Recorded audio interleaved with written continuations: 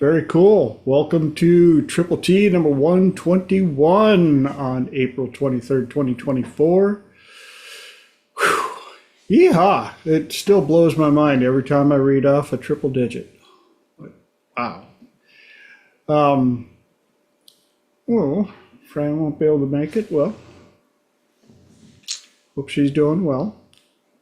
For those of you that are watching, my name is TJ Zel. I love to refer to myself as a professional problem solver, which I always have to follow up. No, I don't know everything. I just have a unique way of asking lots of questions, helping people drill down to find the answers to the challenges that lie ahead of them. I get to help people with depression, anxiety, phobias, PTSD. I work with athletes from beginner all the way up to professional. I offer corporate coaching. And I could go on and on and on.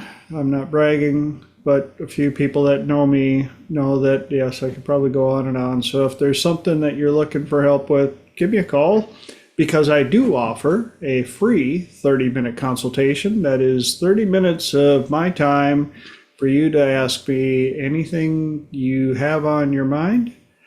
And if we are a fit, I will let you know. If we are not a fit, I will let you know, I promise. My goal is to get the change that you're looking for. I do have a website, theTSWB.com, thetallskinnywhiteboy.com. That is what it stands for. Ask anybody that really knows me. What else we got? We're going to introduce the tie. Tonight's tie, I actually purchased while we were on vacation in China, 100% silk that I purchased at a silk factory where we got to see how silk is actually made. So I bought 3 different ties while I was there, and sadly, this is the first time I think I've worn this tie. So, you got to see it here first. What else we got?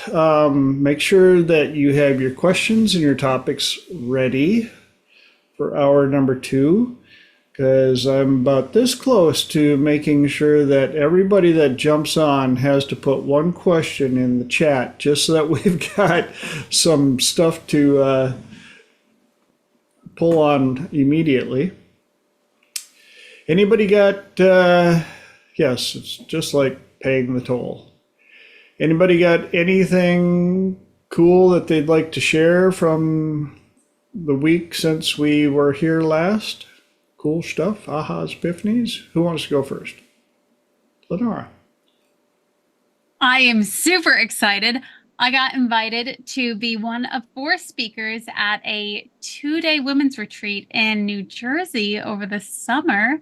And I came recommended from my TEDx talk, which was incredibly heartwarming, and I am super, super, super over the moon about it. So that was my very happy news for today. You should be over the moon about it, and yes, you're just getting started. Whoop, whoop. Who else has something they'd like to share?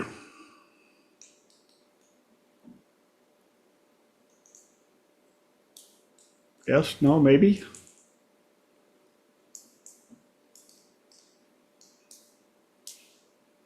Okay.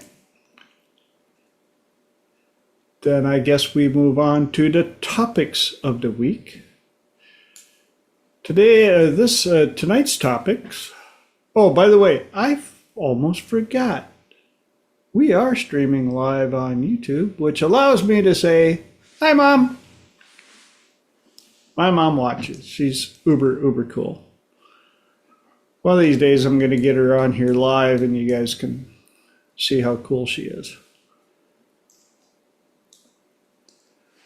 So, tonight's topics: who's smart, memory house, and serendipity. So, who is smart? First off, it depends on the definition of smart, right? Who'd be willing to jump on here and tell me their definition of smart? Mark, what's your definition of smart out of curiosity? Let's see. I think different than intelligence. I think smart is situationally aware, and sometimes being able to say, "I don't know." That's the beginning of wisdom. Is I don't knows, and you know, and people think I'm wicked smart because I come from Boston. I'm not sure if that's a positive or a negative, but I try to, like I said, smart is, using all the tools at your disposal to, do what you do. Awesome. Love that definition, especially the part smart is not to be confused with intelligence. Mm-hmm. Lenora, mind sharing your thoughts on what is? Oh boy.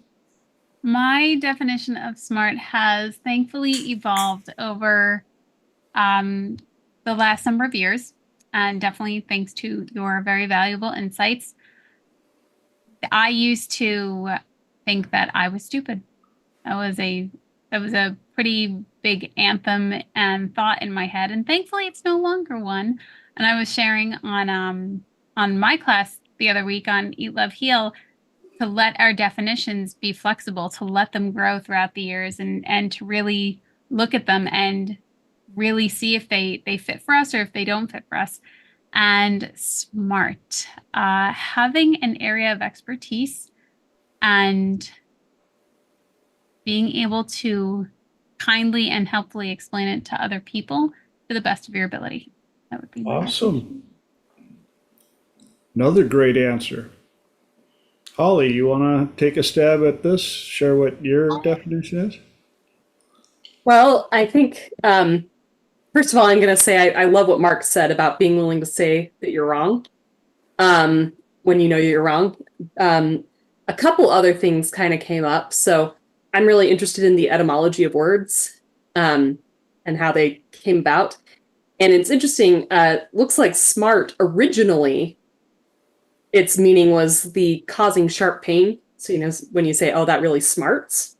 And it's interesting because that kind of lined up with one of the things I was thinking about. There's this story that they tell. I think it was like maybe a Roman. I don't remember the full story, but the point was there were a bunch of really educated men, and they went into a foreign town, and most of the men stayed in like the fancy hotel of the time, whatever that was, and they sat up in their ivory tower talking about how smart they were. But one man went out and played with the kids in the street. And all of the other men made fun of him because he was going out to play with the kids in the street. He's acting like a kid. And while he was out there, all the kids made fun of his grammar because none of them spoke the local language. And he didn't know how to play their games. He didn't know their culture. But of course, by the end, because he had the humility to go out there, basically, the kind of that smart to, that sharp, okay, I'm wrong. I got correction. I got the answer, because he was willing to basically humiliate himself and have everybody making fun of him. He ended up being the smartest one because he left knowing the culture, knowing the customs, knowing the food, knowing the games, knowing the language. And the only reason is because the person who is smart is the person who's willing. They talk about a limited mindset versus a growth mindset. It's the person, I don't care if it hurts a little, stings a little. I don't care if I feel like a fool. I don't care if I'm humiliated. I want to learn. I know that was a very long answer, but that was what came to my mind. Amazing answer. Mo, if you're there, you wanna play, or you don't have to? Yep, sure. Cool. My definition is very similar to Holly's in a lot of ways.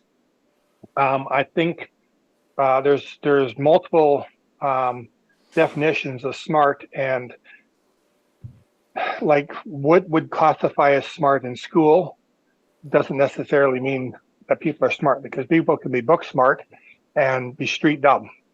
You know what I mean? Yep. So there's multiple different levels of it and different categories. But as a general overall sense, to me, what smart people do is they ask questions. They may think that they're the smartest person in the room, and they may actually be the smartest person in the room, but that doesn't mean that people around them can't give them a lot of value and help them and guide them to making the right decisions when they're trying to do something. And even when somebody's not, maybe you don't feel that they're quite as smart as you, they might have an idea or some input that is absolutely brilliant that you never even thought of. So I guess the nutshell is a smart person utilizes all the resources around them and takes all that input in. Wow. And my job is done. That's how easy that was. That's how smart I am.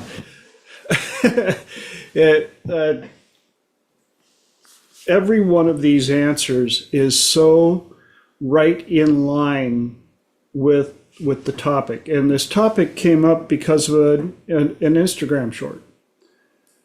A lady was talking about how her husband reframed what smart meant to her, because something came up and she goes, wow, I thought I was pretty smart. And he goes, you are smart. She goes, well, about some things. I didn't know about that. And he goes, smart isn't about how much you know. It's being willing to admit you don't know everything and change your thought process when you find out something new or contrary to what you believed. Before this information showed up, this was my reality. Then this information showed up. How am I smart enough to allow my reality to shift to this new reality? Or am I going to be bullheaded and stick in my reality and go, no? And the other reason I wanted to bring this topic up is a lady that I know stated that she wants me to work with her daughter, who's in high school and freaks out about tests. Does great until it's testing time. And then as soon as it's time for that test, freaks out because, well, a lot of times what I found is, oh, now I have to prove how smart I am. No, a test is, there are many different types of tests. Learning how to take a school test is a skill set in itself. Whether it be college, high school, elementary, learning how to properly be able to do the test and make it through isn't just about proving that you have the memory of what was taught to you. It's also about time management, stress management, inner voices. How many people do you know of that if the pressure is not there, the knowledge they can share is amazing? As soon as they feel like they're in a test situation or a judgment situation, as David Snyder puts it, their butt puckers up and their brains fall out.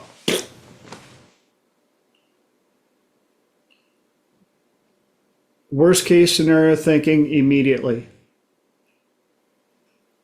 That clock is now running at quadruple speed. Bzzz. Hey, TJ, Yes, Mo. I don't want to interrupt you, but you Please. should share. That was a very valuable thing that you sent me today on the difference when you're stressed out about taking a test or anxiety or something like that. Yeah. You can't be in gratitude at the same time.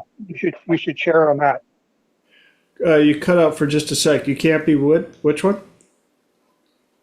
And you can't have anxiety or be stressed out about something and have gratitude at the same time. Yeah. Would you do me a favor, Mo, and share your interpretation of what that meant to you? Well, so it kind of falls in line with what you're talking about today. Yeah. So like if you're stressed out about taking a test, for example, and you're all stressed out about that, what the lady was saying is you can't have gratitude and be stressed like that. So when you're all stressed like that, phone some people, tell them how grateful you are to have them in your lives. Think about all the things that you have gratitude for, and the stress goes away because it's like you can't be you can't be have anxiety and be depressed at the same time because one's in the future and one's in the past.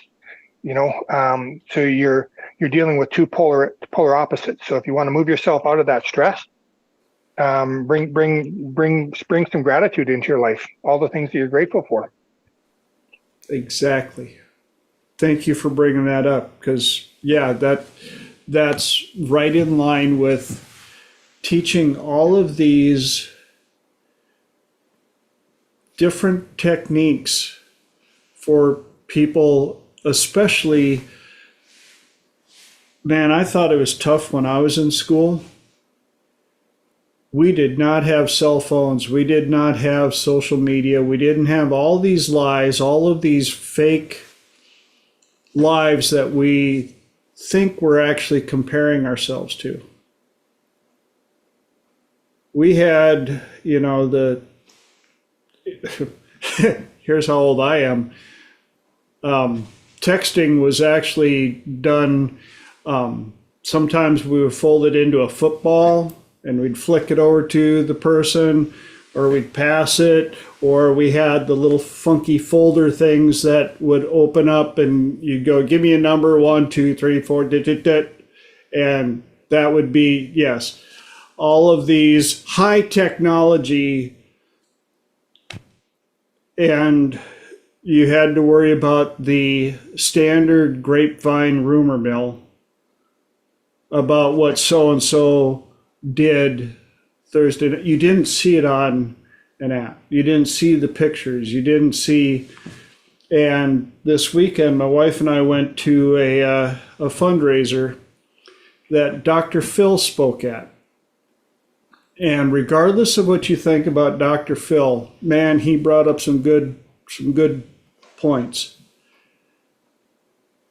When he got started, just like when I was in school, there was no email, no texting, no social media. And he said, now they have places where you can rent out outfits.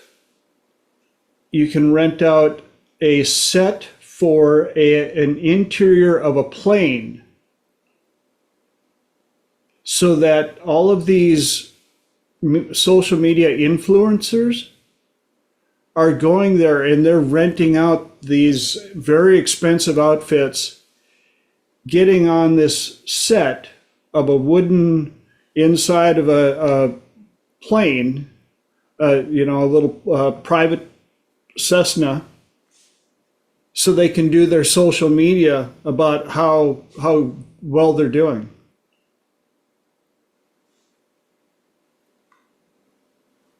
And kids these days, less and less and less of them are getting their driver's license. because they don't want to go out and live out there. They're living here.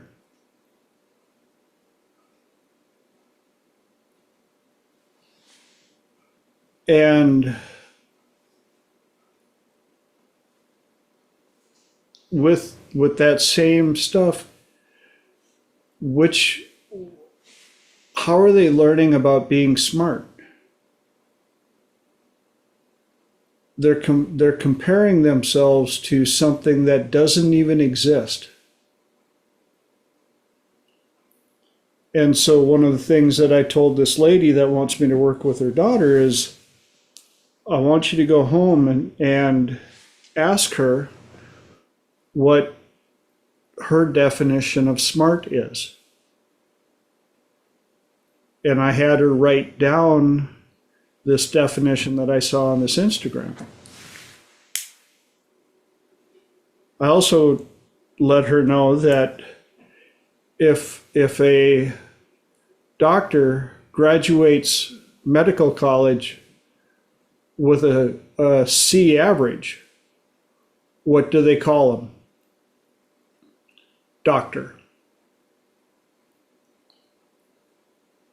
The other part that kind of cracked me up, and I've found it to be true enough to be true, and if you've heard anything different, please jump on and clarify. On the average, a large number of the A students end up working for the C students. Why? Here's the best hypothesis I've had on why the A students always end up working for the C students. The A students were the rule followers. They didn't stray off. They went straight to fact, follow directions, do it this way, memorize this. They weren't the free thinkers because they had to make sure that all of the facts matched perfectly with the information given to them. The C students were typically the ones that were pushing themselves either way out of their comfort zone, or they were also looking down a variety of avenues and not fully engrossed in that one subject. In fact, a lot of the C students and business owners, there's a good number of them, didn't even graduate college.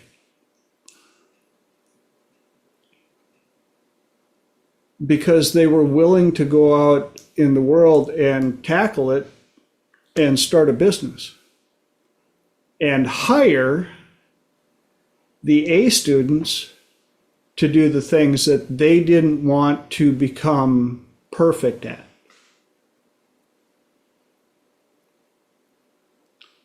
So who's smart? Mark. Well, that's a lot.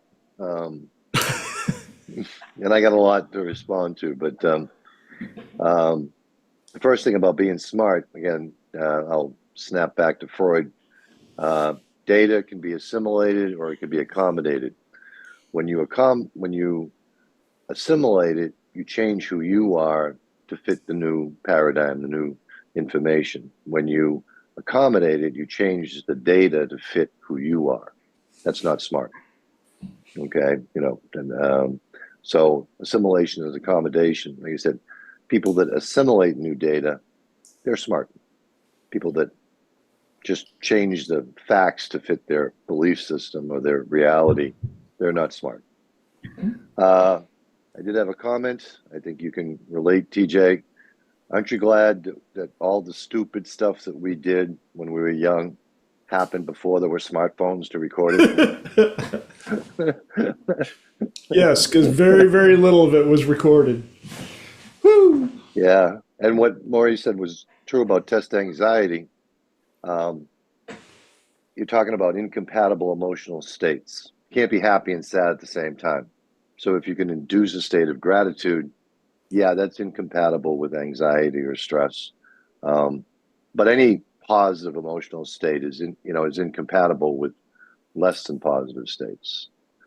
And as far as that young girl you're working with, you can flip that test anxiety on its head, because a test, if she reframes the test as, okay, you get a score on a test and you didn't do well. Geez, there's all that cool stuff that you didn't know yet that you can go back and learn.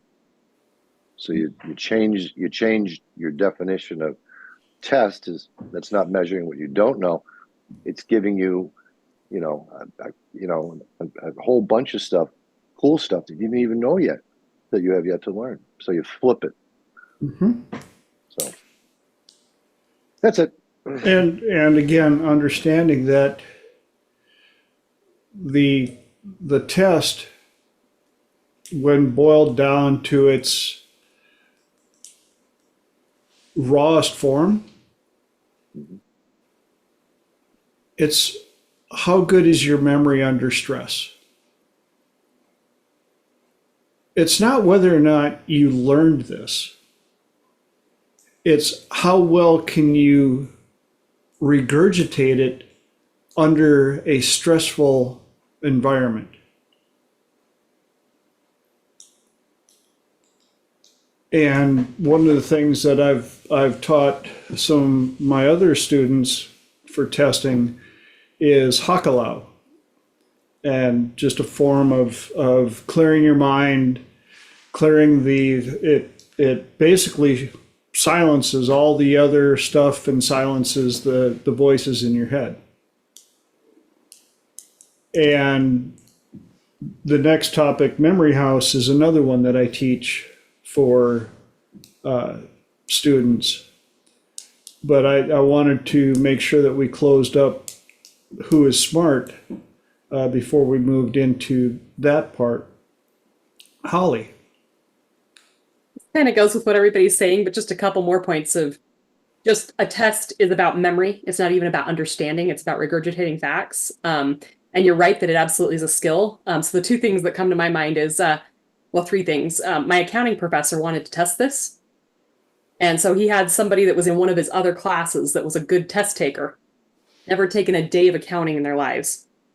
He had them take the accounting proficiency exam.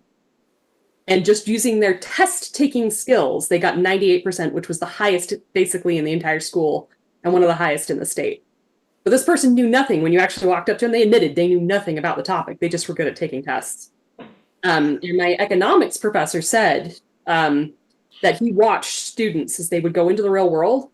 And he said he could predict with almost 100% accuracy, because he'd always ask them afterwards, whether they were A students or B students. Because he says the A students would always crash and burn as soon as they finally got out in the real world, because they were used to coasting by, memorizing facts, regurgitating them, and never understanding them. The B students were actually developing a work ethic, understanding the topics they were studying. But because they were taking the time to understand it and to develop the work ethic, they weren't spending the time memorizing. And so, it's that while you're in the moment, you may say, oh, I'm the C student, I'm the B student. But remember, those are the students that don't crash and burn when they touch the real world. And it will come back. Everything you do is not wasted. Even if you got an F in the class, the fact that you tried everything you learned, what matters is what you understood from the class and what you can apply in the real world, not were you able to regurgitate it for a test. So. And I'm so glad you brought that point up about what needs to be known in the real world. Reminds me of the story of Einstein, when he was being interviewed and somebody asked him what his phone number was. And he was like, well, has anybody got a phone book? And they're like, you don't know your phone number? Ah! And he goes, I don't need to know my phone number. I know where to find it. My brain is full of enough other stuff. I don't need to pack in something useless that's very easy to look up. And with the stuff we have access to today, it's a slippery slope because we have access to so much stuff that there are certain powers that have understood that it's very easy to pack this melon full of useless information.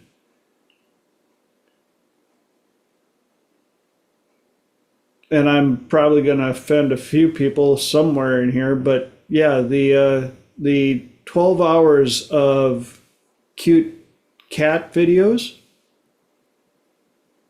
they're great at the proper time.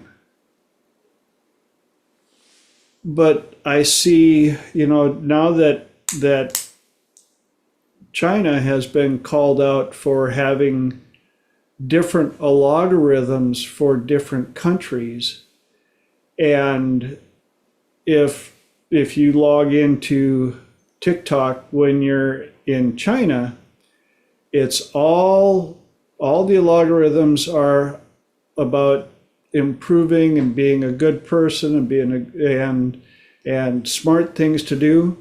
And what did they provide us here in the grand old US of A? Yeah, the looks on your face has pretty much told me that, yeah, what the twerking and pranks, and don't get me wrong, I enjoy a good session of Fail Army, but about 12 minutes is about the max of my day that I can watch that. And while we're on the subject of Fail Army, watch people's reaction around you when they're watching Fail Army. It'll tell you a lot about who they are. I like watching them, but the vast majority of my reaction is like, ow, that hurt. I'm sorry. Oh, don't do that. Oh, gee, yeah. But what do you hear in the background of the footage?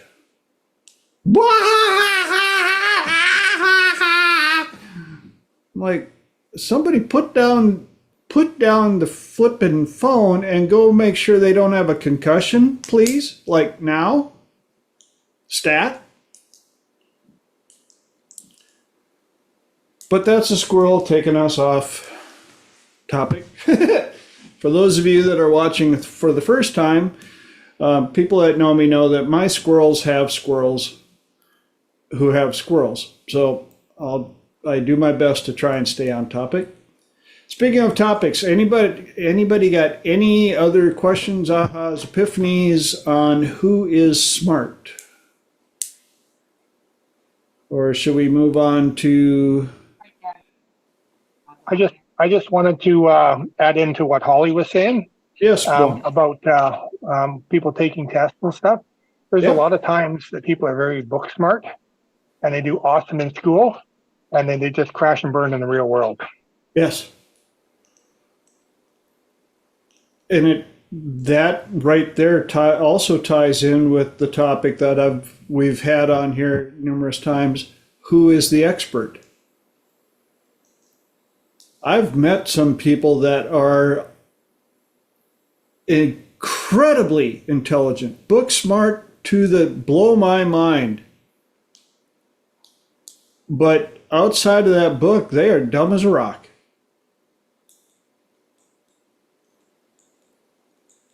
And that's just part of life.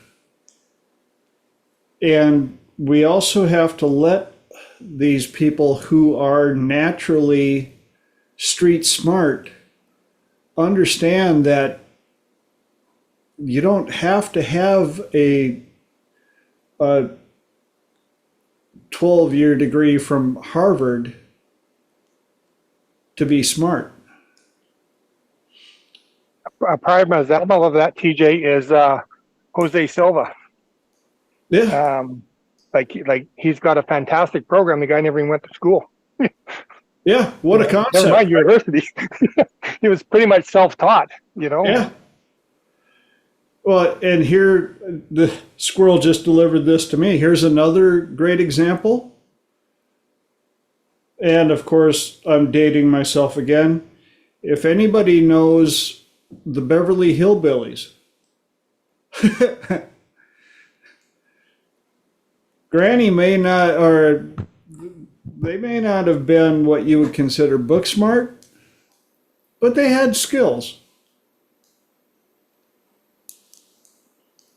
So, if anybody has any other epiphanies after this, please bring them up. But I'm going to move us into the next topic, which is also part of what I do to especially help younger students, called Memory House. And I was trying to remember where I came across this concept, and I'm pretty sure it was at Hypnothoughts Live, but I could be wrong. Here I'm talking about memory, and I can't remember this particular one because. But I'm bummed. I think the younger you can teach this concept, the better it works. And what I teach is most kids, after a certain point, know the house that they're living in well enough that if perchance the power went out on a overcast night with no moon, I mean, it's pitch dark, they could still make their way through the house as long as they weren't taught to freak out in the dark. If they knew there were no boogeymans, no monsters, none of that stuff, the house is safe, it's just dark. Or if you were to blindfold them in the middle of the day, they could still make it around the house and be able to find most of the stuff. Especially if they were the one that put the stuff away. They may not be able to tell which container had the sugar or the flour because they don't use that. They would know where the sugar and the flour is. But if you ask them where their favorite toy was, and they had to walk in the front door and make it to their favorite toy, chances are they could navigate right through that place and find it. So the concept is teaching them anytime that they're learning something new, especially in a school setting, to have them pick out and design their own house, because they can take the house they're in and expand and add more rooms and all the above, and decide what room this new information is going to be stored in. And the way I set it up is, if you were going to be learning about cooking, what room of the house would you put that information in? Anybody want to take a stab at it? Depends on what kind of cooking you're doing. Taco Bell, yeah, I'd probably put it in the bathroom. Shorter run. If you were learning how to work on your car, what room on the property would you put that information in?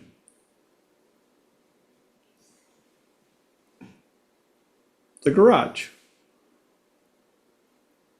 If you were learning about how to grow potatoes, you could and you start working them through all of these different scenarios. Well, now, if you're going to math class, which room are you going to pick for math class? Second story, third room on the right. What color is the door? Red. When you walk in, what shelf are you going to put this information on? It'll be on, I walk in, and you have eyes closed. You walk in, and it's going to be on the right-hand side, second shelf up. What color is the book that you're going to put this information in? Purple. Perfect. So now they go into Mrs. Aikman's math class, and as they're walking in, I say, now picture yourself walking down the hallway of your house, and you're turning into that third bedroom. That's the classroom. And you sit down, and while the teacher is teaching,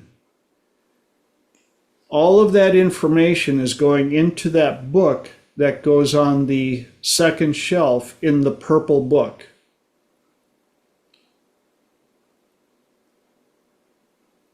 When class is over, you can mentally take that book, fold it up, put it on the shelf, walk out the classroom. Now, when it's time to take the test, you walk in, and again, in your mind's eye, you walk up to where that room is, third room. You walk into the room, the classroom. You go sit at your desk.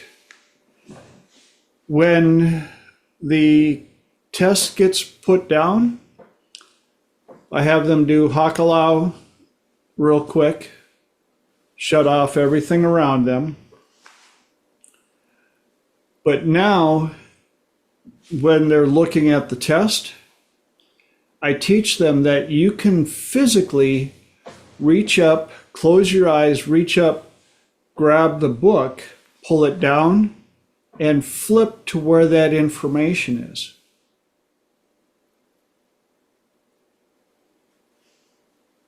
And I tell them, if for any second you think that people are going to think you're silly because your eyes are closed and you're going and you're reading an imaginary book, if you get an A on the test, who cares? When you graduate top of your class, who cares? When you have the job and they're coming to you for work, that's on them. Lenora. So I follow the idea, the general concept of this. Like, if I needed a recipe, where would I put it? What are the ingredients? And go through the process of it. How do you make this more functional? Or like if you're in the grocery store, I can follow that one. Go through the pieces of your home. But if this was going to be somebody tried to teach this to me in a speech, I think, or maybe I was just assuming that it was possible, but it does not stick. So I don't know how to make it functional. Perfect. So in a speech, Okay. where would you, if you were going to do a speech in your house, close your eyes. Okay. Oh, If you were going to do a speech in your house, where would you do that speech? Living room. Living room. And when you were gathering up all the information for the speech and you bring it into the living room, while you're compiling this speech, when you got that speech compiled, where would you put that information or that book in that living room? I could put it on the coffee table. Coffee table, correct. And what color would that book of information be that's sitting on that coffee table? Hot pink. Hot pink. So every time that you would practice for that speech, you would, in your mind, walk into that living room, walk up to the coffee table, open up that book. Now, because you're doing a speech, you don't have to hold it in your hand. You get to decide how big the letters are in that book. You even get to decide how big that book is. And now you practice that speech.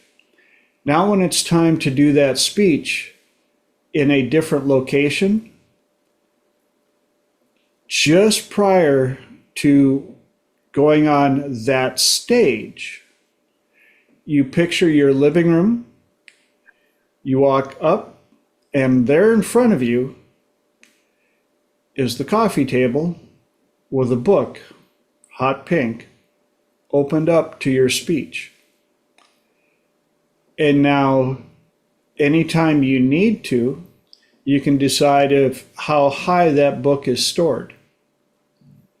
And you can use a casual hand wave or whatever to swipe the page. But all that information is right there in front of you. Okay, that makes sense.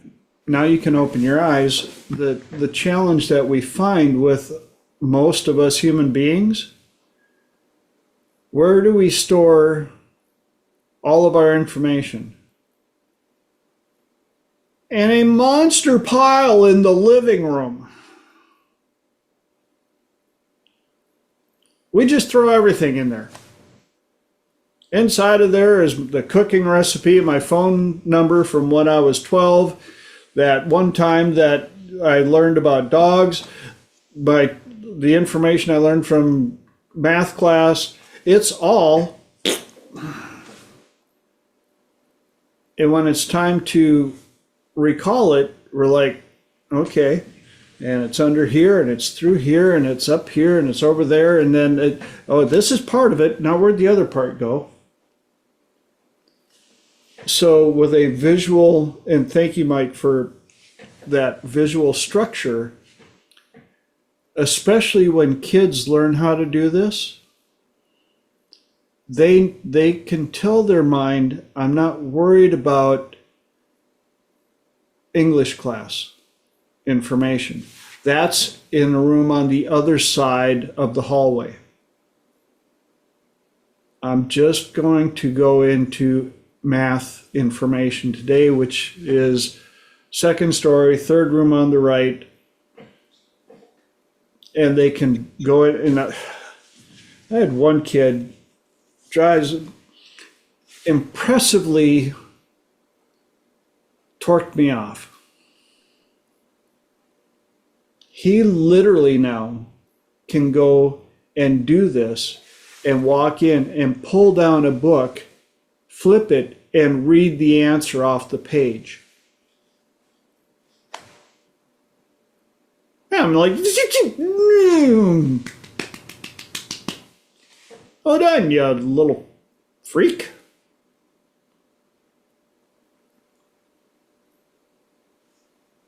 Because he was never taught that it won't work. And as soon as he realized it works, now it's what he does. Holly. Make sure you finish what you're saying first. So another thing too to remember for these things, and I'm basing this based on, so I've never used this technique specifically. I learned more like the memory palace, the Roman room. But I think the concepts, the principles are still the same. So if you want to make it even more powerful, first of all, be extremely playful with it. Yes. And second of all, remember you have different senses. So if you're a very visual person, up the visual experience when you're going to pull it out. If you're very auditory. Hear the sounds. If you're very kinesthetic, feel something. So one of the things you might do is, for instance, if I'm doing a speech, I might have the 5 sections I want to hit, and maybe there's like 3 sections or whatever. So I'll take those bullet points of where I'm going next and make them ridiculous, make them extremely playful. So maybe I want to tell, a story about, I don't know, a time I climbed a tree, and had an experience or whatever. So I'm going to imagine this book, you can't open it. Maybe it's got the words, but maybe I open it and it's bigger on the inside than the outside. And I see my big cherry tree growing up and I see it coming out and jumping out so that it can, be the first thing there. And then it's like, okay, now I want to have everybody do an interaction where they are, maybe they're throwing a piece of paper from hand to hand. And so maybe I'll see the cherry tree throw the piece of paper. And maybe all it's doing, it says, batter up or something, like it's doing something absolutely ridiculous. It's becoming very alive for me. And then maybe the next part of the story is, and I'm just obviously making random stuff up here. Maybe next I'm going to talk about, humility and pride. So maybe I will see my pride character, and my pride character is, really tall and, wild-eyed because it thinks it's smart, but it's not. So maybe it's got like eyes that's got like 4 whites around the eyes, and it's sitting up there going, ha ha ha, I'm so awesome. And then like humility is, sitting down below, very serene, whatever. And when the ball's thrown, pride tries to catch the ball, the paper, but it just goes right through pride's hands and lands in humility's hands or something. So like here I've got a visual that's connecting everything. And so I see this string. So I have an image for each thing, and then I connect each piece of the image somehow to each other in some silly way that I'm going to remember. And then I have them, when they're done, they go into the book. So that when I open up the book, they'll come out forwards. That's just the way my mind works.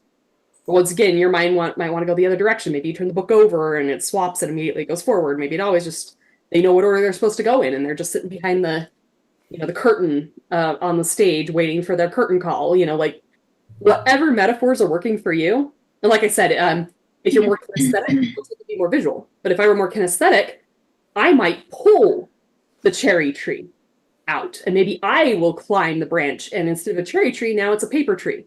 And now I can pick all of the, papers that have been growing off, and now I could throw them. So, I'm the one doing more of the kinesthetic action if I'm a more kinesthetic person, because that will help me anyway. So hopefully that makes sense. And while you were bringing that up, you can even attach different things like a roller coaster to your volume to remind yourself that you can't ride on a straight, even plane. If you're super excited, this is where the curlicue, the corkscrew comes in. And then there's a sad part where it just goes, kind of like where, if you're riding on the water flume and in the log, and everything gets kind of for impact. So yeah, all of this is why we do these things, right? Holly. I just keep having follow-up. Someone who is a master at this, because this is the other thing too, is like I can imagine the cherry tree, but if you do an actual physical thing while you're practicing your speech, that actually gets it into it. It could even help more. Something ridiculous. Somebody who was a master of this was my physics teacher in high school. And he was also they were co-teaching with the math teacher. And I mean, he had a song. Songs are great for memory, by the way, too. Yes. Song written for, how to remember the quadratic formula, how to remember, even something as simple as F equals MA. But the one I will never, ever, ever forget is the time when this 65-year-old man comes out screaming at the top of his lungs. His face is completely red. We all thought he was going to have a heart attack. And he comes out in a girl's cheerleader uniform, really, really silly uniform. And the math teacher that he's co-teaching with comes out in an equal uniform. And they just sit there and they're like, their pom-poms. They're like, give me an S, give me an O, give me an O, give me a P, give me an E. And they're like, what is that? And, we're all thinking they just wanted to say slope. And then they both just start going, rise, over the run. They just did that, at the top of their lungs, backwards and forwards. I will never forget that the slope is the rise over the run. I cannot wipe that from my memory. So, just simple things, you get that physical, you get the ridiculous, it will stick. Exactly. And What just popped in my head about that? Who remembers Schoolhouse Rock? Conjunction, junction. What's your function? Making up words and making them sound right. No, hooking up words, making them sound right. Yeah, it's been a couple of decades since I sang those, but I'm just a bill and I'm sitting on Capitol Hill. Right? Yeah. Mark. Well, one of my favorite topics is memory, but I had a professor in college, and she did her dissertation on memory, and she was able to teach herself to have complete recall of anything she's read. Now, she was already a brilliant woman, but like she took out the textbook and she said, "Yeah, flip it to any page. Tell me the page number. Tell me the paragraph." And third word, and she'd just start talking exactly what was in the book, any book she's ever read. She taught herself to have complete recall. Now, she was already brilliant. It really didn't make her any smarter, but she pretty much bullied her subconscious, because how she did it is she'd take out a book she hadn't read, she'd read the first page, she'd close the book, she'd write down everything she could remember, she'd open the book, she'd write down everything she forgot. She did that for 2 years. She bullied her subconscious into having complete recall. Wow. Now I like to say, I have a photographic memory, but nothing develops. But there's a book out there called Moonwalking with Einstein. And this reporter was sent to cover the World Memory Championships. And he befriended one of the semifinalists. And when he said, these people remember, 200 places of pie, can remember a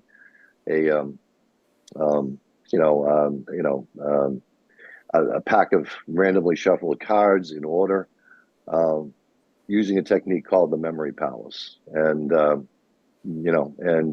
he took the semifinalist. He said, most of these people have very ordinary intelligences, but they learned the trick that every human being is capable of this.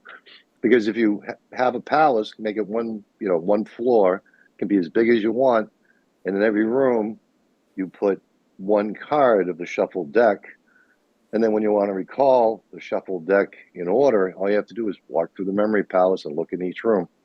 Yep. And I use a variant of that with with kids. I always ask, teenage, how's your memory? Oh, memory's terrible. I said, no, you have a great memory. You just haven't been taught how to use it. Yep. So we generate a list of 13 random words, and then I link it to 12 different objects in my office. Okay, and I said, and you make a funny picture, like Holly said. The funnier the picture you can make it, the easier it is to recall it, because you're linking one word to one object.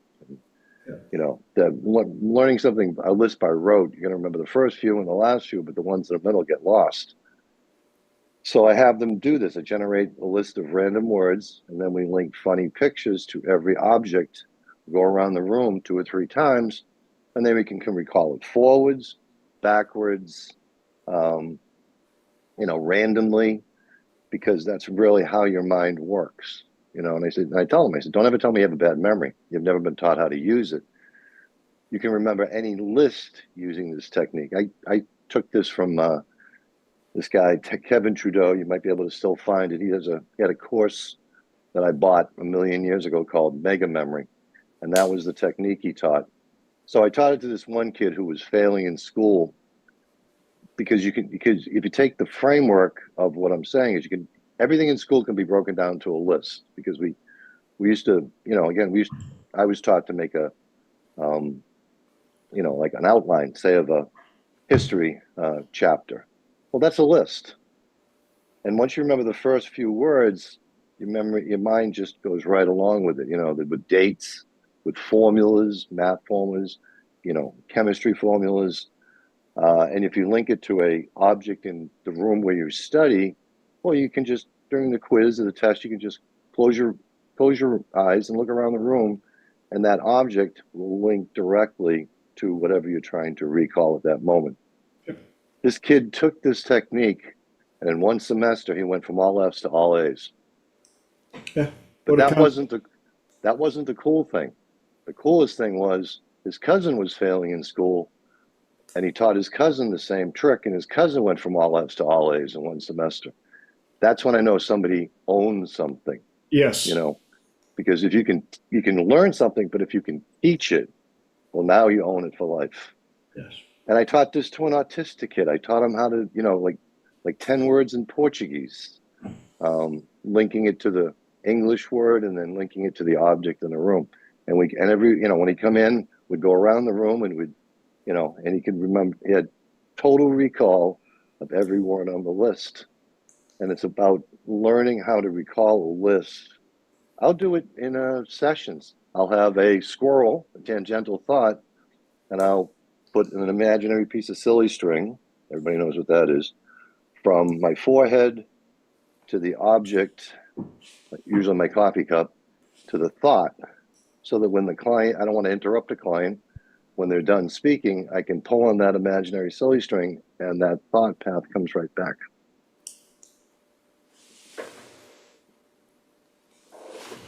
Right on. Yeah, everything in school can be broken down to a list. And if you can teach somebody how to recall any list, you know, you got to make the picture funny. The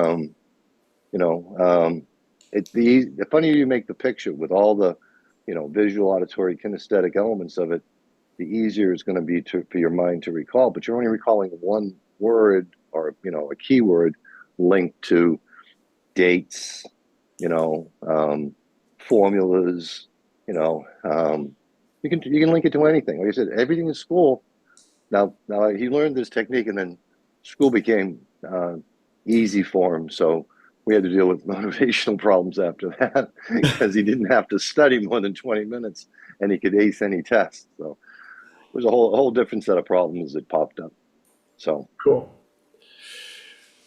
Real quick, we're at the top of the hour, and we're going to keep this going. I only say that so that people are watching on YouTube and those that are watching the recording for the first hour or for the first time. The format that I came up with for Triple T is first hour, I teach on my subjects, try to get through 3. Sometimes like tonight, we get through 2, which is fine. And from here on out, it's open mic, open platform. You guys can ask any questions, any topic. We can stay on topic. I noticed that we had a couple of questions put in here that I'm going to utilize for the second hour. So we got hands up. We're in second hour. Holly. Try to make this fast, and I know we got lots of questions too, but just to follow up something Mark said that triggered this memory too. If you're learning something, learn the vocabulary first in 99% of courses. And the reason for that, so jump to the end, find the glossary, read through the definitions. So the example that was used for this is if I were to say to you, you know, some people do it in the morning, some people do it in the evening. Some people enjoy doing it, but, you know, other people don't. For some people, it only takes them a couple hours. Like, your mind is wandering, right? But if I say laundry, some people do it in the morning, some people do it in the evening. Now you've got a word. They call that schema to organize everything that you're talking about. Yep. So just a follow up on that. Awesome. Lenora. Okay. So many good things in here.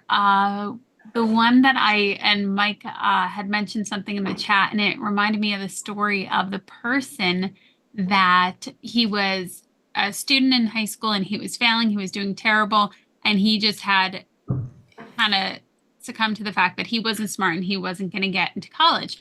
And he got his SATs back, and his SAT scores were through the roof. And he had thought, oh, wow, I guess I am smart. I can do this. I can do this. And so he ended up passing his classes in high school, ended up getting into college, ended up graduating college, ended up starting a business, goes on. And 10 years pass.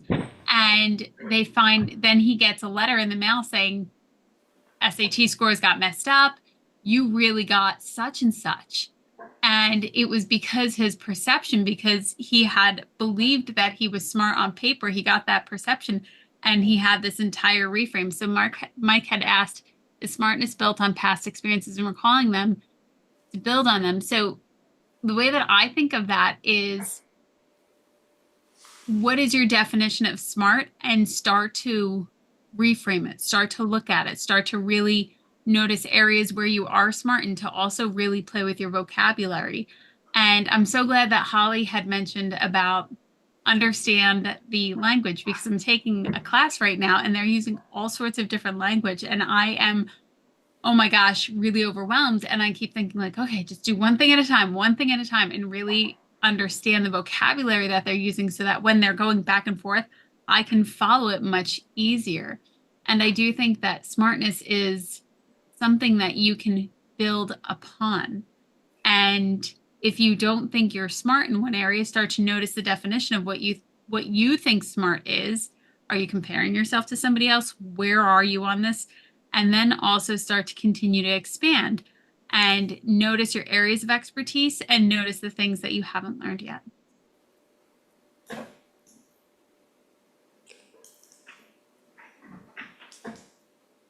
I'd like to add on to that. You know, if you're a teacher and you know, for the first month or so, you know, when you're teaching, beginning of the day, you just have the kids sit there and imagine, you know, and it's an old model, but you know, a couple weeks of school has ended, and you go out to the mailbox and you find your, you know, your report card, and you rip it open, and it's all, you just have them imagine it's all A's, and you feel, and they're feeling all the visual, auditory, kinesthetic feelings that you would have when you're looking at that report card and it's all A's.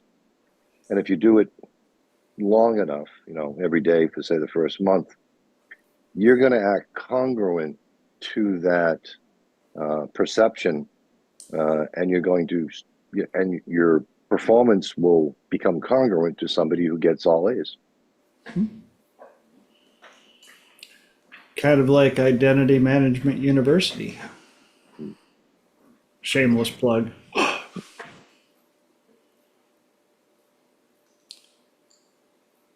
All right, kids. Yes, Lenore. Would that be, so I just heard this today, you know, eat for the body that you want to have, move for the body that you want to have. Would that be kind of study for the grades that you want to have? Mm-hmm. How is that? I feel like want is not the target word that I should be using in this sentence, though. Imagine. Imagine. Okay. You know, like I said, the life you want to have. Now imagine, like you said, you know, I like the that kind of one. relationship you want to have, you know, Okay. and if you can imagine it with enough focus and intensity, you're going to start to move towards that. Nice.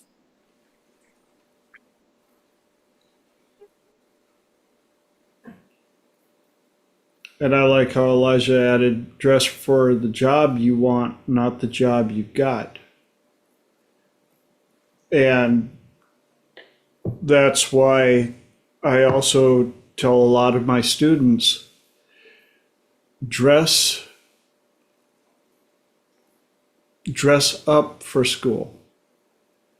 There'll be a point where you may get some flack from some of the other kids in school. This is just school. Life happens outside. One thing that I'm so glad that I was taught at a young age is dress up for school, dress up for classes, sit in the front. Less distractions and more. I didn't understand the absorption of energy, but being as close to the instructor as possible. What do we know about being within 6 feet of another person? And so those that know me, even when I was When I was in high school, totally, I was a grease monkey, Motorhead, Deluxe, the jeans, t-shirt, mechanic hands. When I went to college,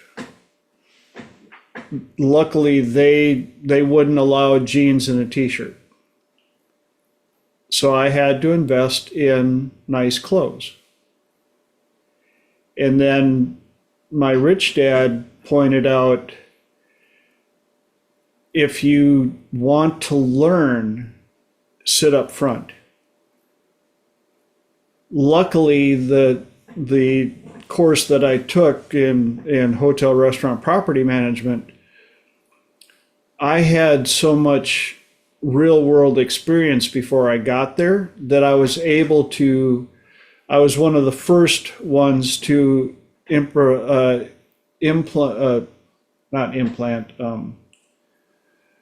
bring up whatever, testing, yes, thank you, testing out of classes. I was like, if I can pass the test before the class, do I have to stay in class? And of course, the teachers were like, well, you're kind of a cocky little one. What? Well, if I don't pass the test, obviously I need to take the class, but if I pass the test, I got things to do. And I managed to test out of a good number of classes. But I also knew that if I did take a test and I didn't do so well, if it was that challenging, I made sure that I worked my way up to the front of the class for a desk.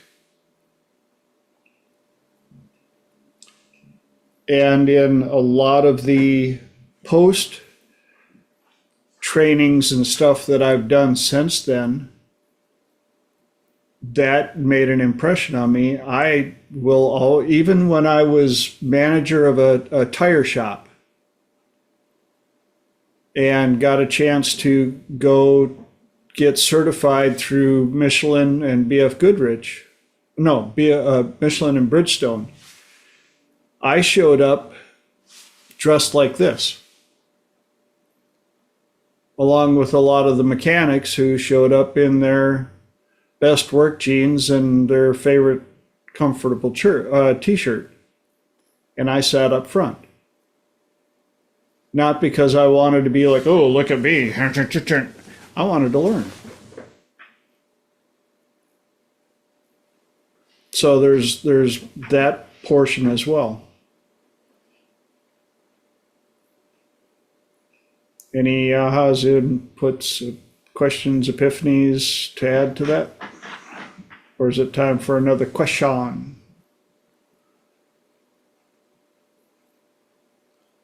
Did you guys also, if you've been around me enough, you notice how I have lots of different ways of saying different words to catch people's attention, like when I go question? Issues? Very animated. Because I also learned that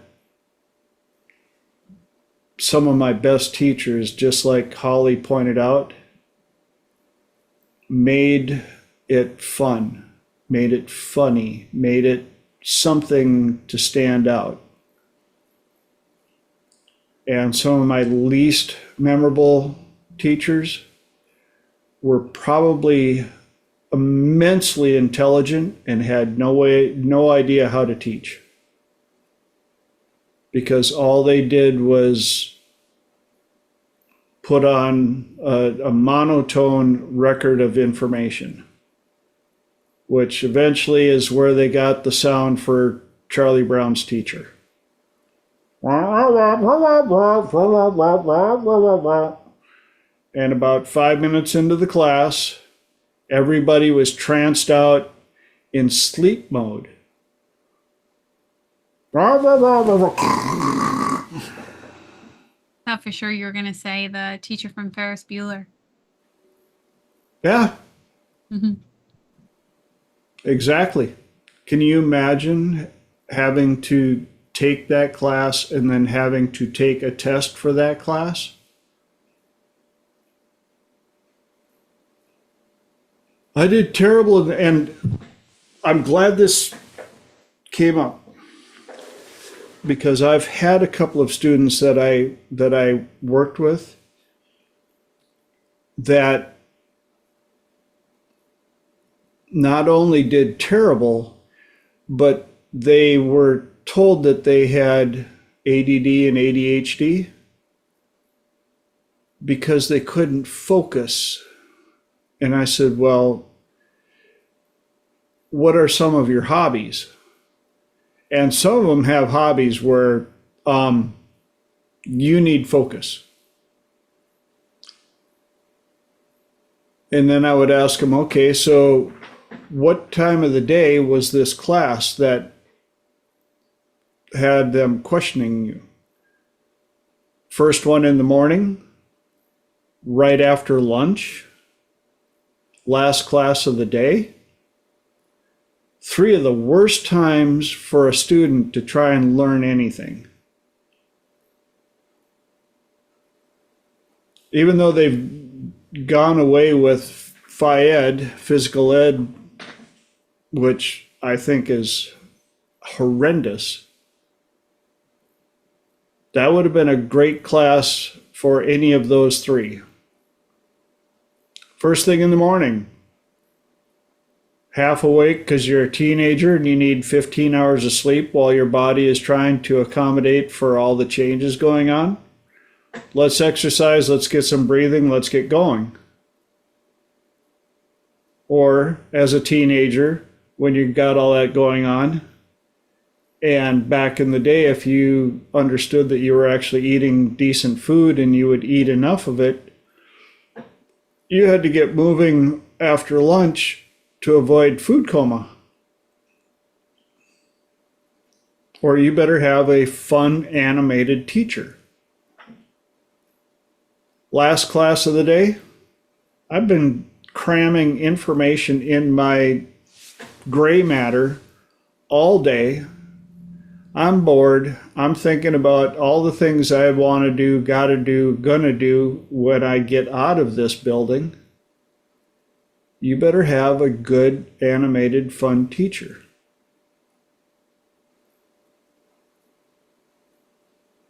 And that's just life.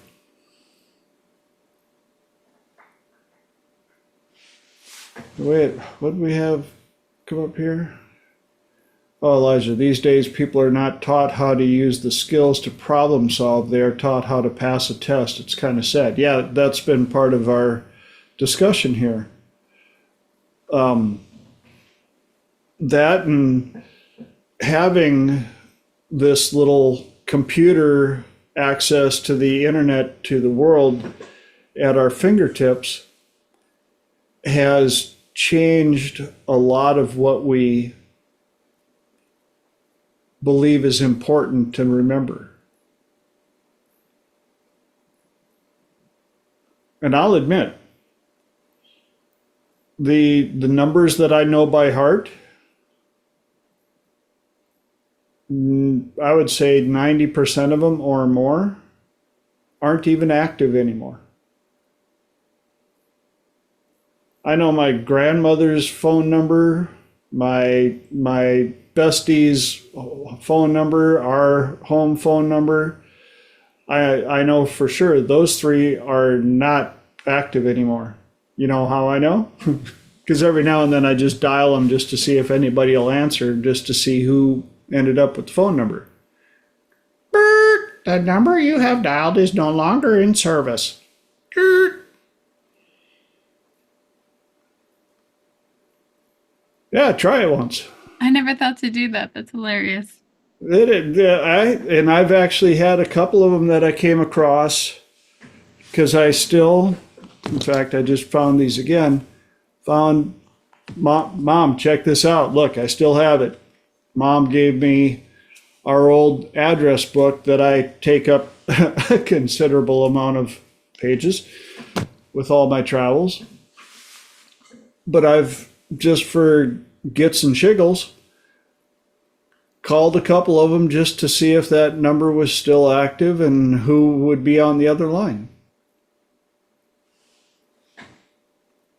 If nothing else, give them a history test. That's cool. Wow, hey, I don't know who you are, you don't know who I am, but this number used to belong to a very dear friend of mine named da da da da da.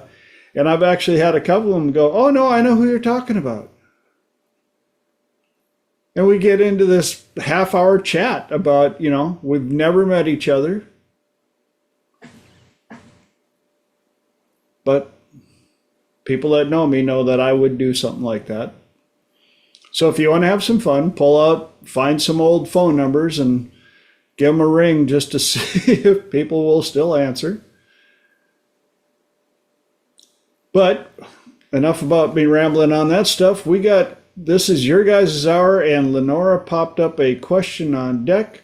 What's the difference between your why and your purpose, and what is your why and what is your purpose? So you guys get to go first. I follow up with any centavos I may have to add later.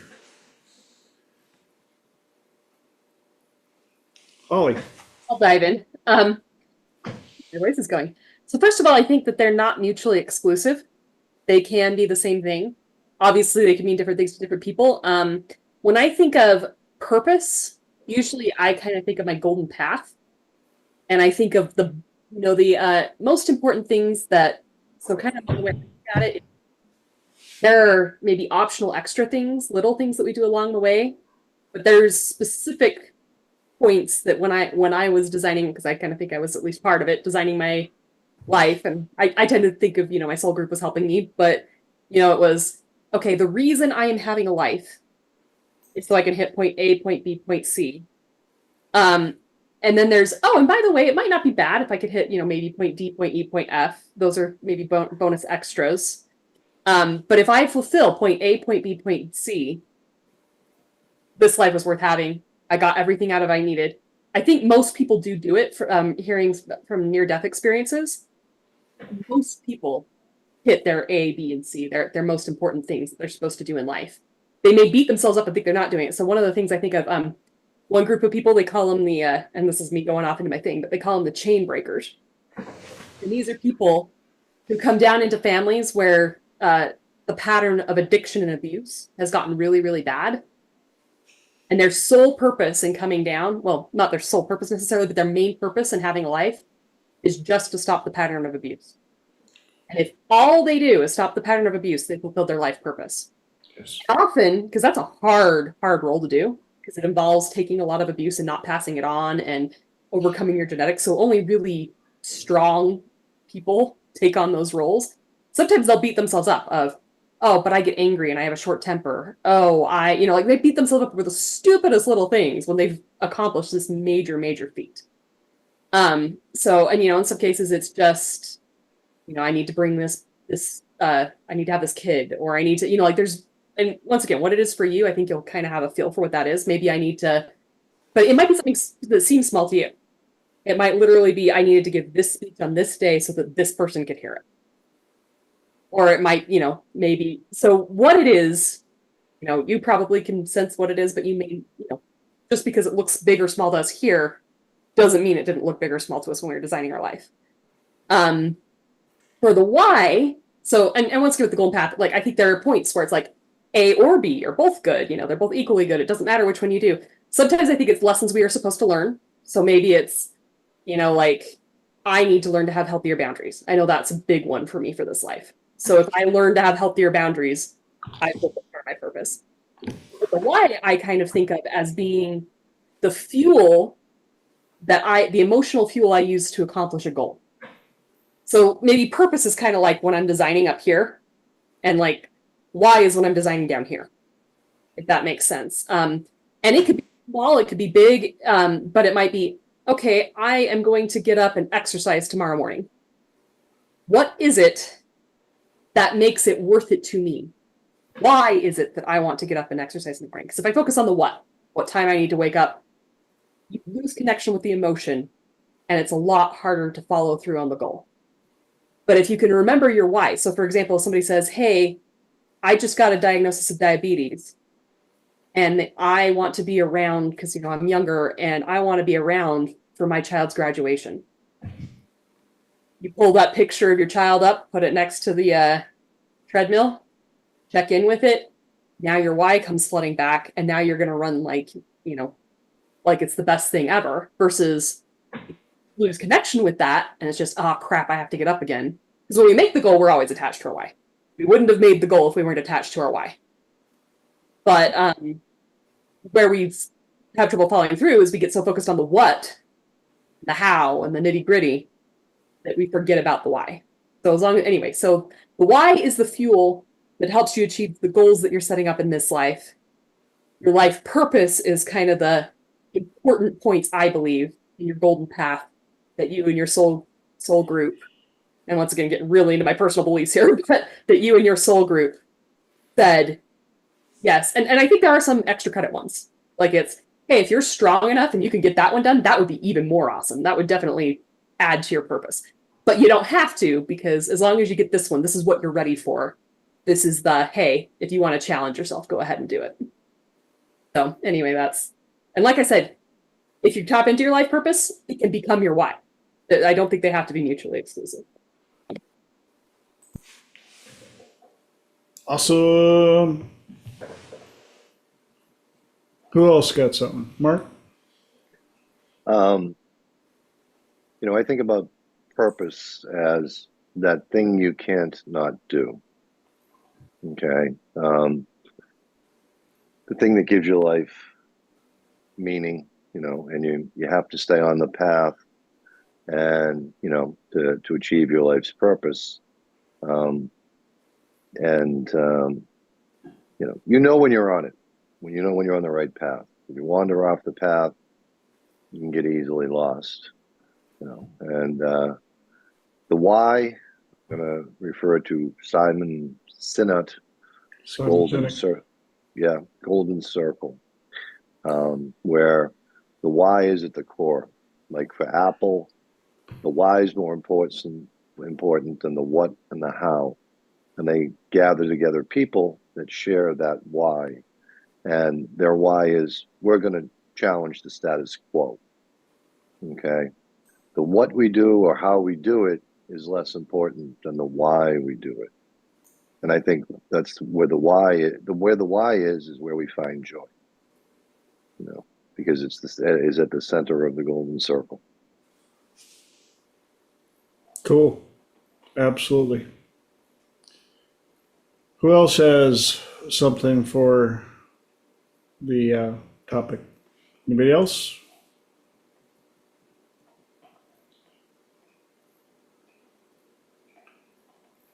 All these answers are spot on as far as I'm concerned. And yeah, I've always felt that the purpose is your destination. The why is the fuel and the vehicle that's going to get you down the highway. Simon Sinek, as Mark referred to, know your why. If your why isn't strong enough, you're going to have to rely on the other things to make you do it. And they're typically not strong enough. The why is typically the fuel. If your why is strong enough, there ain't nothing going to stop you. When I work with clients for smoke cessation, my very first question is, why do you want to quit? Why do you want to quit? It's not other people's why. If I hear, well, my wife doesn't like it, that's her why. Why do you want to quit? Well, I've heard we know it's not healthy. Okay, why do you want to quit? And if I can't get a strong enough answer, I'm like, then don't quit. Because that, without a strong enough why, they don't really want to quit. when I get the one like Holly pointed out, you know, I've got emphysema and I know my daughter's going to get married soon. I want to walk my grandkids. I want to see my grandkids get married. And if that brings tears to their eyes, game done. It's over. They'll quit just like that as soon as they can chunk down and identify a strong enough why. TJ, I always relate it to a push and a pull. Yes. So are you pushing away from something, or is it something pulling you towards it? And if you're pushing away from it, you'll do it as long as it's uncomfortable enough till you get to a point, then you'll stop. If it's a pull, you keep getting drugged to it. Excellent. Excellent. So thank you so much for adding that in, Mo. Anybody else got anything they want to share?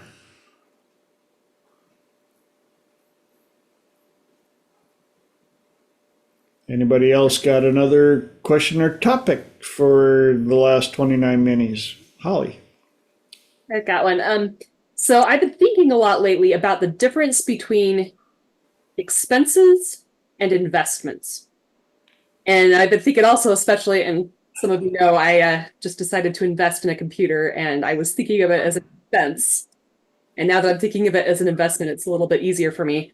And you could even think of, I'm also thinking a lot about healthier food, because sometimes someone who lives alone and doesn't have a lot of time to cook, the cheaper food the crappier food could be cheaper.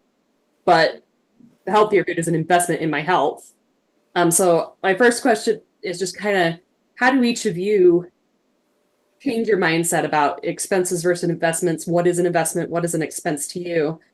And how much money do you spend on expenses versus how much money do you spend on investments? And are there places in our lives where we're seeing something as an expense that really should be an investment, and it's maybe changing our mindset from what it should be? Awesome topic. All right, kids, what do you got for Miss Holly? Well, this topic came up this week. Every week seems to have a theme. And expenses versus investments, like I said, you know, again, it's, you know, resources versus being resourceful.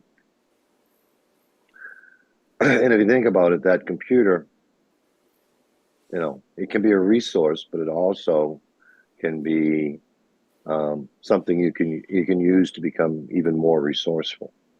So sometimes, you know, a resource or an investment can be, you know, it can be, you know, it can be it takes an investment, but you know, what do you do with it to become even more resourceful?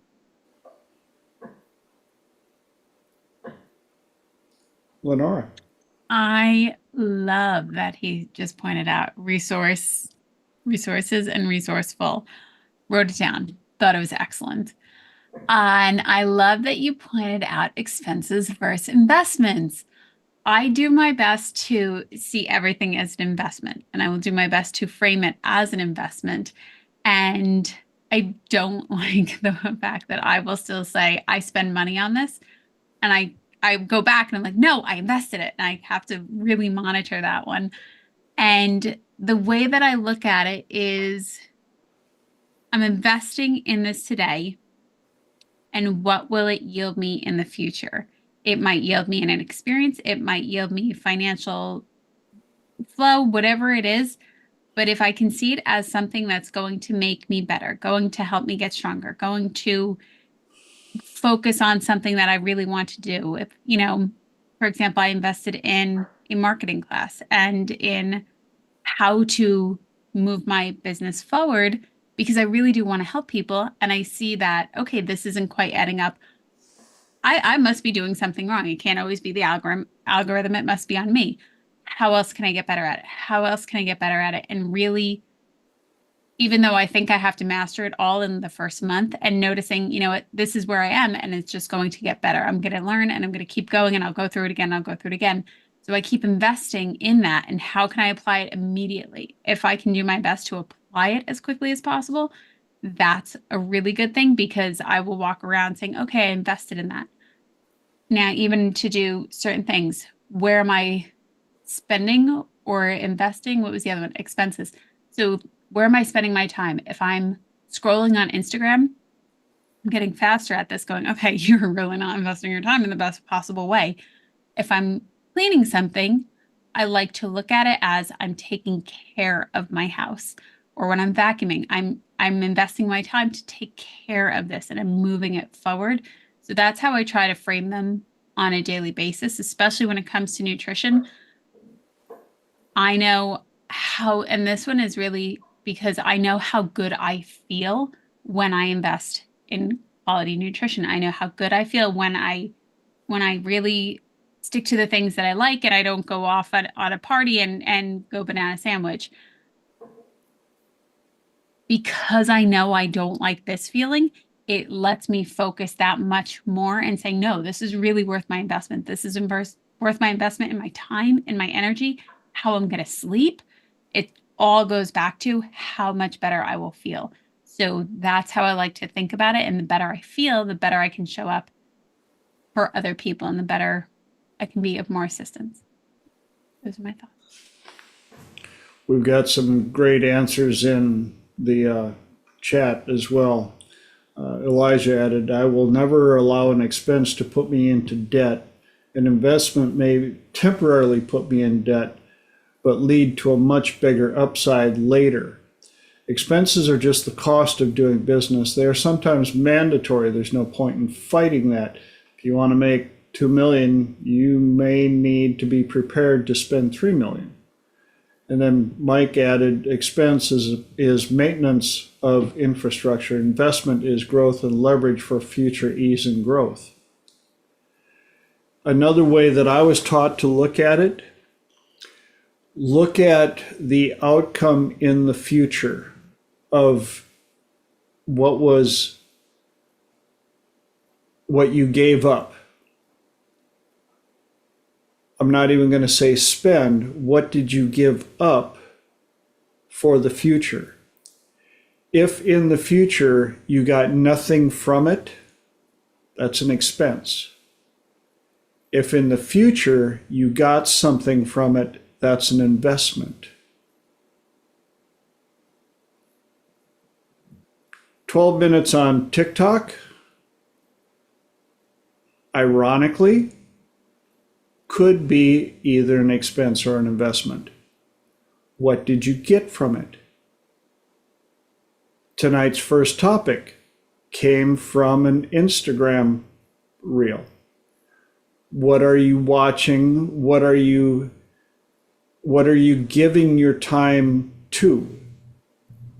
Is it an expense? Is it an investment? There are times when going out to dinner or going on a vacation is an investment. It's not an expense. If your mental health is improved because you got off the property, out of your zip code, and went somewhere for a mental health break, what you gave to it, time, money, attention, is an investment.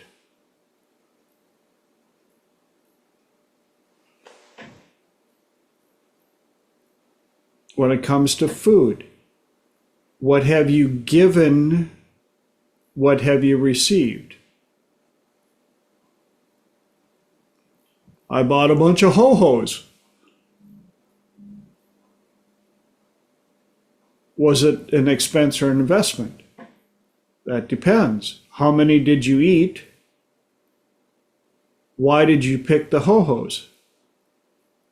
I picked the ho-hos because that was what Papa always used to buy. Made me think of Papa. Investment. I picked the ho-hos because I could get 6 of those or I could get 1 salad. Expense.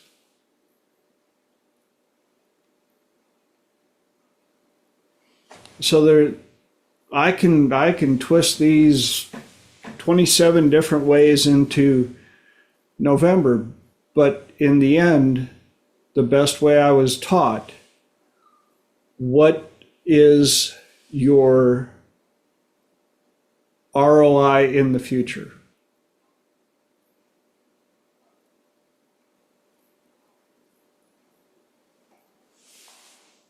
That help? Oh yeah, so much wisdom. Thank you, everybody. You gave me a lot of stuff to sit with. Thank you.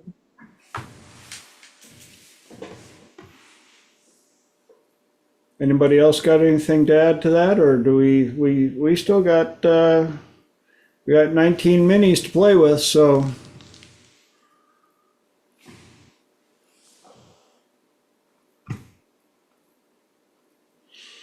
Flight squirrels. squirrels and squirrels. If nobody's got anything, we got one topic we didn't touch yet, and we get to do it second hour style. That's too funny. Okay, go for it. Okay. Serendipity. What does serendipity mean to you? Remember, I get to answer last now. We're in the second hour. Come on, who's got an answer? Mark. He was trying to put something in the chat and he put it, he accidentally messaged it to me. He goes, when you invest in yourself, like going to hypnothoughts, it's never wasted. Yes, exactly. Yes, very much so. Serendipity.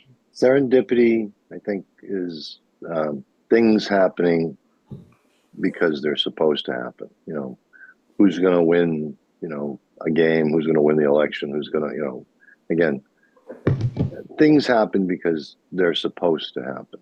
Okay. You know, and, you know, you have to be okay with, you know, things turning out the way they are, because like I said, a lot of times, you know, good things happen and they seem to be, you know, serendipitous. You know, good things happen, you know, if you're trying to manifest something, you know, and then it does manifest. That's serendipitous. So it's happening because it's supposed to. You've invested the time and the effort, you know, and then good things start to happen. Well, that's serendipity. Things happening because they're supposed to happen. That's my definition. I am very intrigued by this. What's the difference between that and a coincidence or divine intervention or divine fate? Sorry, and raise my hand on that one. Again, sometimes, you know, I guess sometimes it could be both, but, you know, I guess I'd answer that with like, well, we're all divine, Lenora. So, you know, when things manifest, maybe that is divine intervention. You know, and that was supposed to happen. You know, he was supposed to meet TJ. You know, again, he was supposed to, you know, he was supposed to help you. You know, that was all supposed to happen. So that was serendipitous. You know, it was supposed to happen, so it did, basically. So there are no coincidences. That's just my frame on. There are no coincidences. You know, things always happen for a reason. We may not be smart enough at the time to recognize the reason, but I don't believe that there are coincidences. Like I said, people coming together like this tribe. This was all supposed to happen, just in the way it did. And it was serendipitous. We all found this site. We all, you know, became, you know, part of the whole. And that was serendipity. It was supposed to happen. Great answer. Holly. Thank you. I absolutely love that. The things never happen or there are no coincidences. Things always happen for a reason. I think that right there could be the definition. Of course, being me, I always look up the etymology again.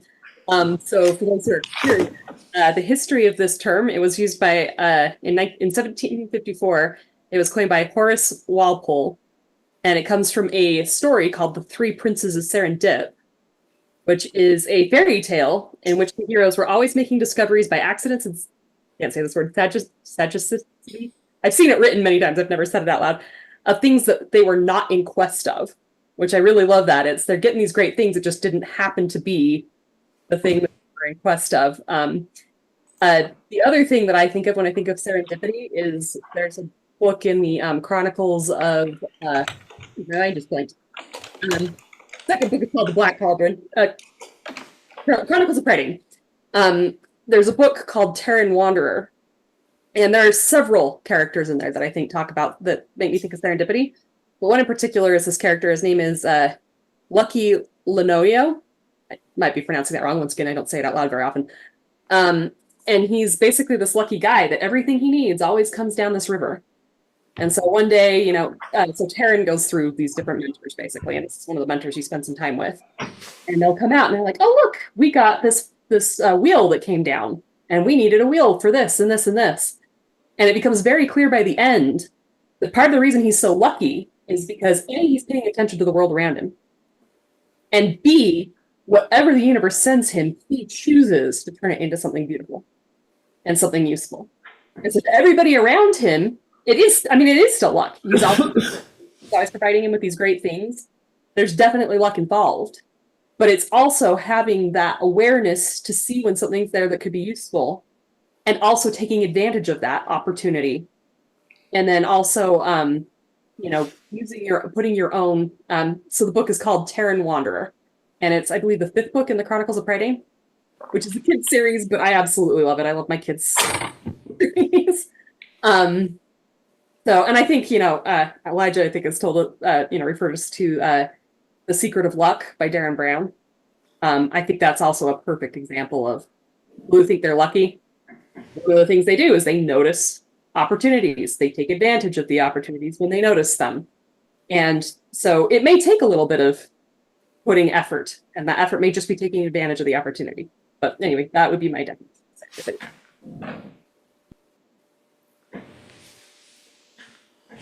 Awesome stuff. My understanding of the word was always this thing you said about it happening by accident, or it happening fortuitously, like you weren't expecting it, you weren't looking for it, you were kind of going about your business, and something happened that favors you and your mission and your outcome or whatever it is, that you weren't necessarily looking for, that you weren't necessarily trying to have happen. It's like a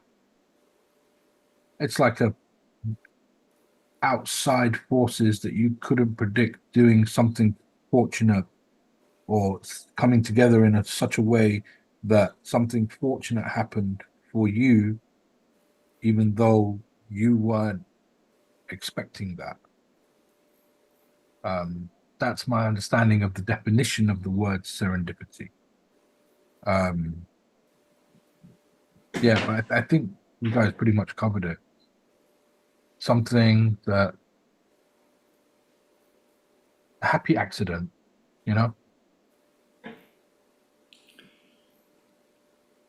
All great answers. Again, my job is done. Kind of.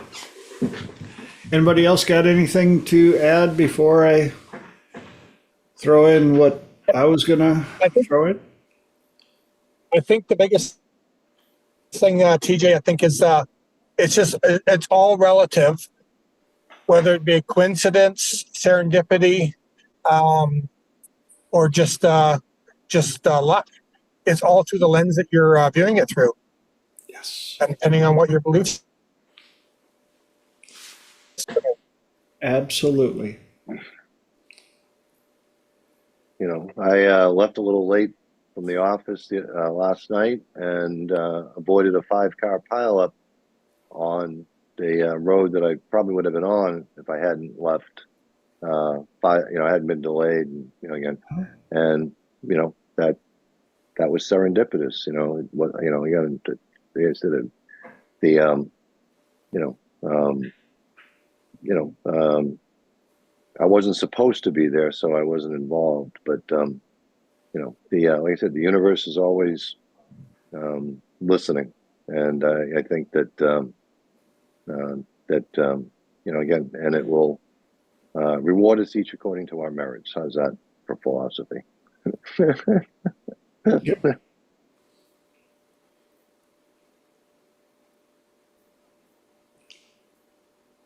Part of why I brought this up, two things. One, there was a clip again on Instagram. Bashar talking about serendipity and how sometimes isn't it amazing that some people can also call it premonitions or whatever. Friend of yours just calls you out of the blue, even though you were just thinking about them about 5 minutes before, or even they've been on your mind. You haven't talked for quite a while, and they just magically call.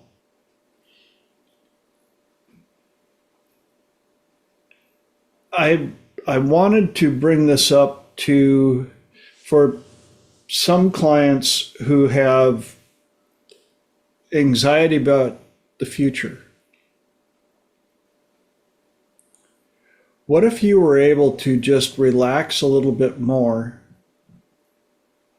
and think about all of the serendipities that have magically shown up in your life that took you to the place you were supposed to be that you didn't know you were supposed to be?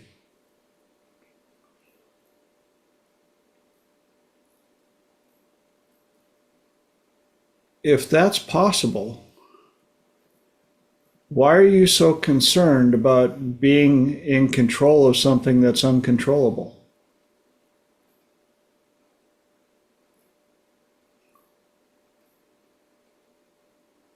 Goes right back to the tests and things of that nature.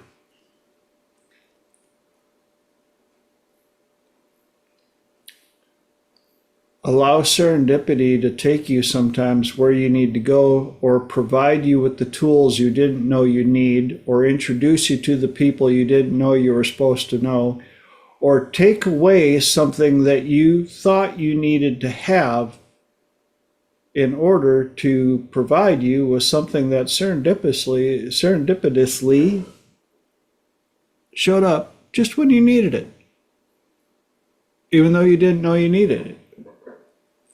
Like Holly pointed out, all these amazing things just showed up. How lucky. But also making the best use of them when they just magically showed up. Like Mark said, man, look at the stuff that I've been through. If I had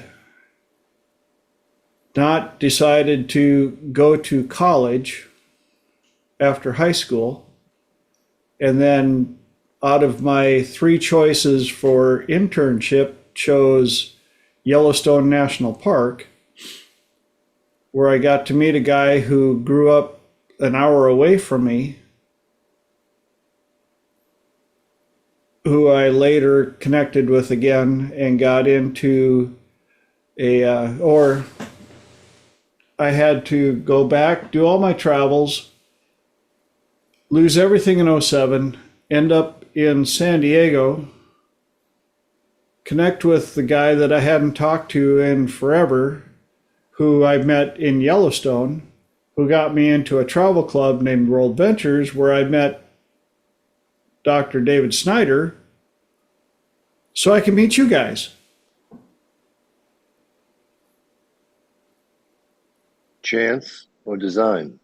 Did the design chance to come about? This will take you over the edge, or was the design was it all chance, or design? Was the design the chance to come about, or was the chance leading into serendipity into the design that you had for you, that was you had for your life, or that life, life that you experienced?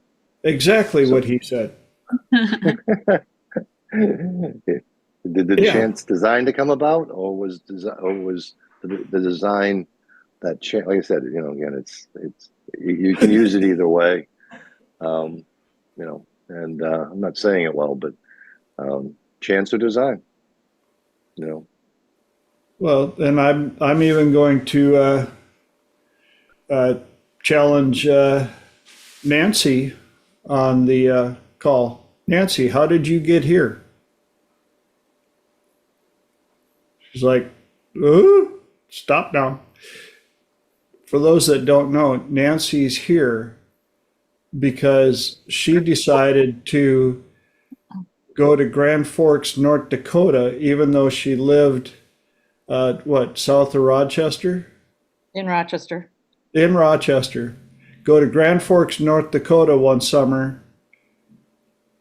And I decided I'd been going to Grand Forks to stay at my grandmother's place since I was like 2 weeks old. And so this summer I just happened to decide to go to a skating rink.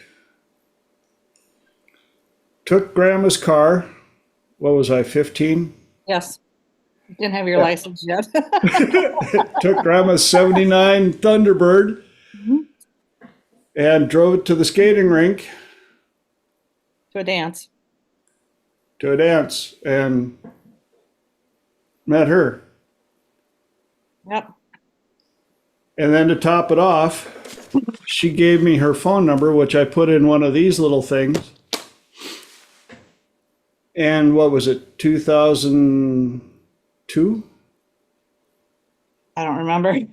Yeah, something like that. I came across my little black book and was like, wow, I wonder if this number still works.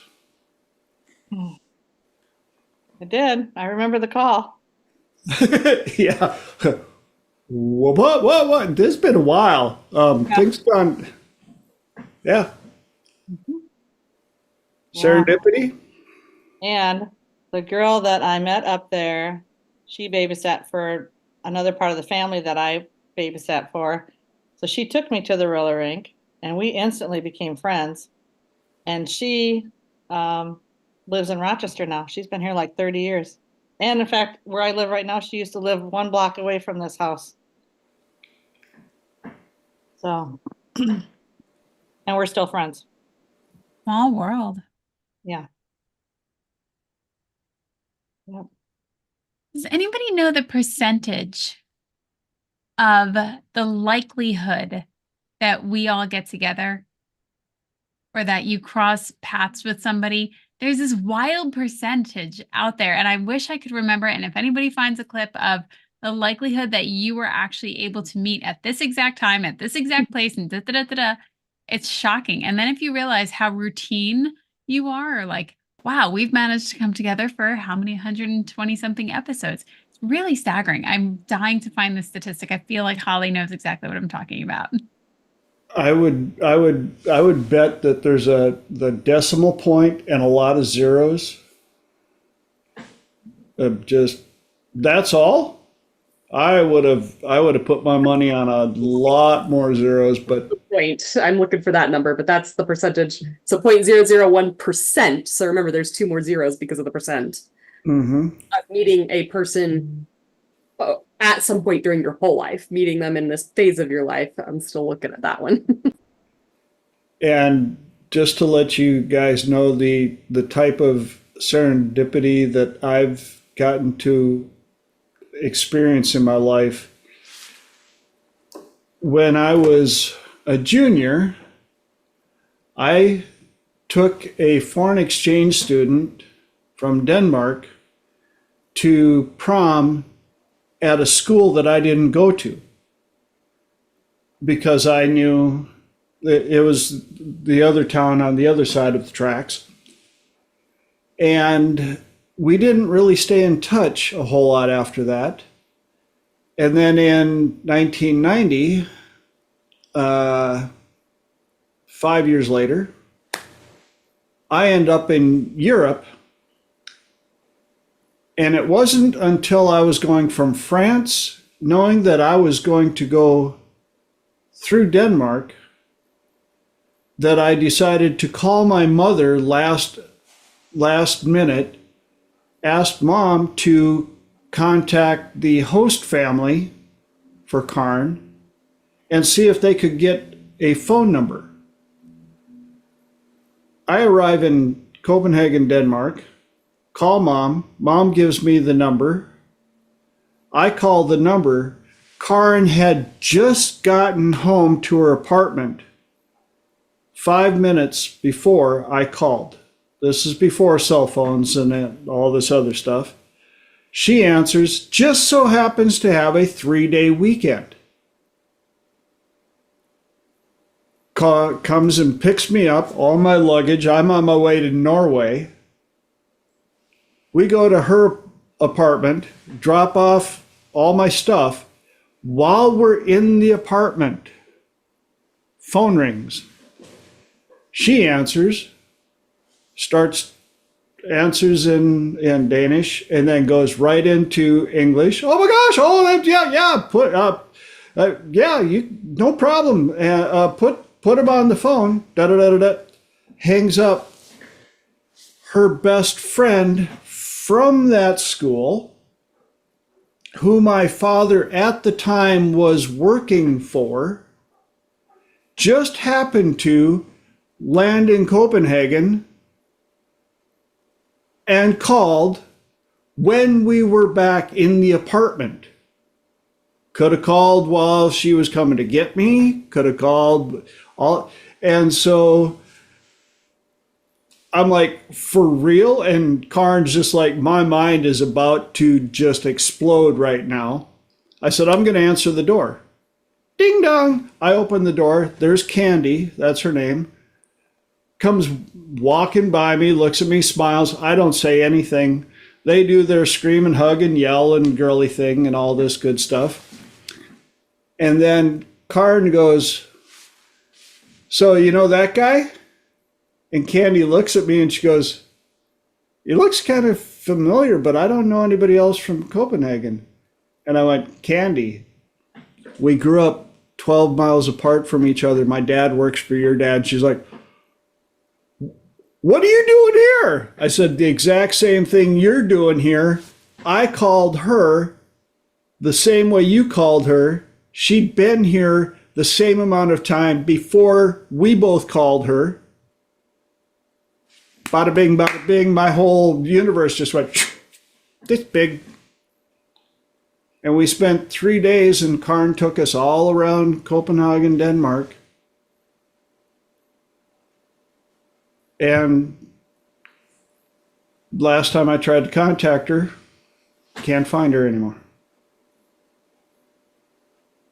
But again, you want to talk about serendipity and talk about giving in to letting the universe show you, lead you, put you, invest in you, give you a life that you never thought was possible, or you didn't think that you would be able to build yourself. Welcome to my world. And with that said, unfortunately, we are out of time. We're at the top of the second hour. So it's time for me to say goodbye to the YouTube peeps. Love you, Mom. And for the rest of you on the call, love you all. Thanks, as always. I have to say this every time. Thank you for your investment of your time. It is the one thing that I don't know how to give back to you yet. I wish I could. So for you to invest your very precious commodity here on this platform, I don't have the vocabulary to properly thank you. But before we do, Mark shared something The night I met my wife, my friends had set me up to meet another girl who never made it to the party. I never would have met her. Yeah. Bada bing, bada bing. Interesting how that works. And we're so worried about the future.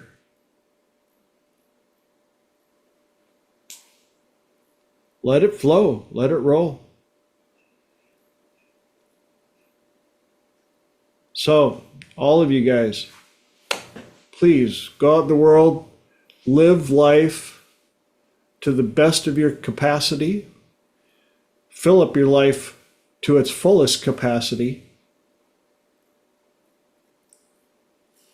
and make it a better place.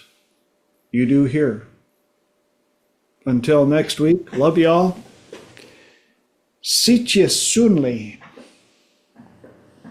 As John Great used to class, say TJ. when he said goodbye, may the blessings of the universe show you, descend upon you and always be with you. I'll take that. Love you, John. Love that. Thanks, Yep. TJ. Good night, everybody. Bye, Night. everyone. Thank you. Great class, TJ. Thanks.